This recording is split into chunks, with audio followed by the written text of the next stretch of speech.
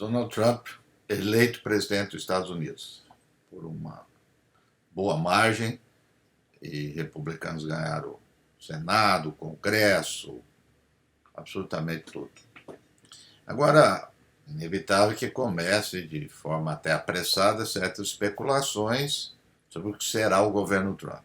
Os Estados Unidos estão em guerra na Ucrânia e, no caso de Gaza, apoiando de toda forma possível Israel. Normalmente se faz sempre essa especulação quando muda o presidente dos Estados Unidos. Vai mudar a política externa, vai mudar a questão do Oriente Médio e se constrói os cenários. A gente não custa nada lembrar alguns exemplos da história antes de fazer qualquer tipo de especulação. Eu gosto sempre de lembrar um fato marcante na história dos Estados Unidos, foi logo depois da Primeira Guerra Mundial. O presidente dos Estados Unidos, Woodrow Wilson, um internacionalista, foi à Europa, bolou toda a ideia da Liga das Nações e quando foi para assinar o tratado, o Senado não aprovou. Isso marcou muito a história dos Estados Unidos. Então, o Congresso é uma peça importante. A outra questão também que é sempre bom lembrar são as circunstâncias, que podem se alterar e o presidente vai adaptando. O presidente Franklin Roosevelt, conhecido como um dos maiores internacionalistas da história dos Estados Unidos, quando ele estava concorrendo à sua eleição, em 1932, sua primeira eleição, ele criticava o outro candidato que falava muito em questões internacionais e que precisava estar atento às questões domésticas. Então, feita essa ponderação, isso vale mais ainda para o caso do Trump. Fala muito agressiva, os discursos. A gente preciso repetir aqui que já se sabe esse tom do Trump. Especula-se, em relação a isso, qual será a postura do Trump.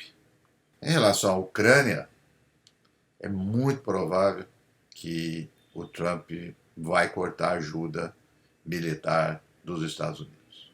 Mas, em relação ao Oriente Médio, é improvável que Trump interrompa a ajuda militar. Pode até modular essa ajuda, diminuir, porque com o Biden foi exasperado.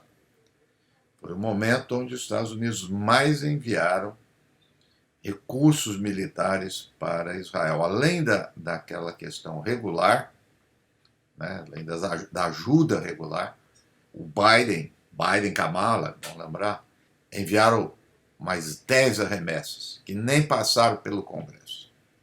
Vai manter isso?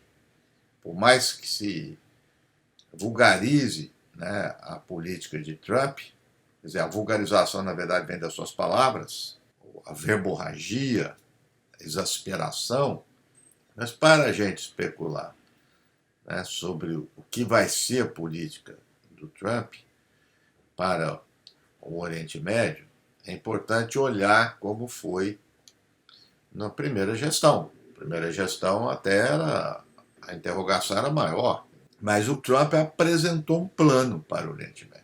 Um plano, já me adianto, que eu critico, absolutamente. Mas ele teve um plano, e o Biden nenhum. Esse plano foi os Acordos de Abraão. Previam trazer na esfera dos Estados Unidos e de Israel alguns países árabes, isolando a questão palestina, deixar a questão palestina de lado. E trouxe alguns deles, Marrocos, Sudão e o principal Emirados Árabes. Naquele momento, a questão palestina foi cada vez mais deixando de estar na agenda internacional. E esse plano do Trump é um plano que é a sua cara de negócios, business, como disse o professor de Relações Internacionais, Mearsheimer, grande professor, diz, Trump pensa muito mais em geoeconômica do que geopolítica. É isso mesmo. Claro que tem consequência política, a geoeconômica não é restrita, ela vai ter consequência. Mas faltou trazer a Arábia Saudita. A Arábia Saudita é o país mais importante ali do Golfo e, eu diria, do Oriente Médio. O maior aliado dos Estados Unidos, poder econômico muito forte. Tudo.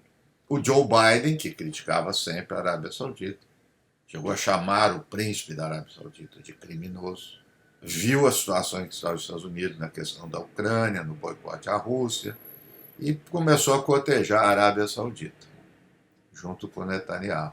Não conseguiu. Essa é a grande questão no Oriente Médio.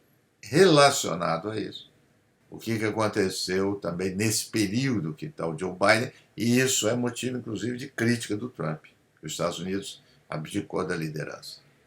A China, de forma surpreendente, mediou um acordo que distensionou todo esse processo entre a Arábia Saudita e Irã, os dois grandes inimigos de décadas. Então, eu diria que esse é um dos outros pontos que o Trump vai dedicar, e essa questão do Irã vai permanecer também. Então, o eixo apoio a Israel pode modular esse apoio, e a tensão com o Irã vai continuar. Claro, o Trump autorizou o assassinato do general Soleimani no Irã, e, portanto, eu diria que vem um movimento muito forte do Trump para aumentar, retomar e aumentar as sanções contra o Irã. Aliás, isso era uma das críticas que ele fazia ao Joe Biden, aos democratas em geral, ao Obama, na verdade, do relaxamento das tensões.